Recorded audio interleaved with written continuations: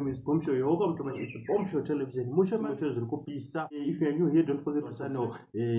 Tinokupedza nguva yenyu sikade kure. Kana wanakirwa nezvcontent yatinokanda, please subscribe nekulike also nekushare nekucomment pamavideos. Saka nyaya, let's get into each story of today. Sangana inayo. Right, ndisingakana kutenda mafans eBombshow Television ari kusimudzira musha malatest musha zvinopisa. Aiwa guys, rambai makadaro ngazviende mberi each and every day. Ma subscribers ari kuwanda, atinopa kutenda guys. Tamu 6000 ma subscribers, tapinda ngatichiricha futi another 1000 tichigopinda mu 7000.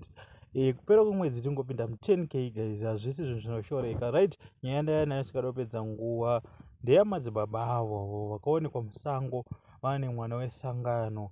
Zvinhu zvinosiririsa. Unoziva machechi echipostori ndo machechi anga asara ane kuremekedzeka kuzhinji, but kana zvakadai so zvakuitika kumachechi akadaro anopfekwa zvirefu zvekuti hakwanise kuchiva, zvasiyana nePentecost yekuti munhu akarova dress rake unoona kuchiva. But zvinhu zvakadaro zvakuitika kunzvimbo dzakadaro here dzinonzi dzemasowe. Asati aziva hedu zita rechechi ende ikwanise kuzori expose zvedu zvekudaro, but be careful kwese kwamunoenda. And let's comment about this. Vamwe vangu vati munhu akauya nekamera akadiko wasiya wapedzese. And the question is, mukadzi wake here? Because kana ari madhamu amuende Musango. So let's comment.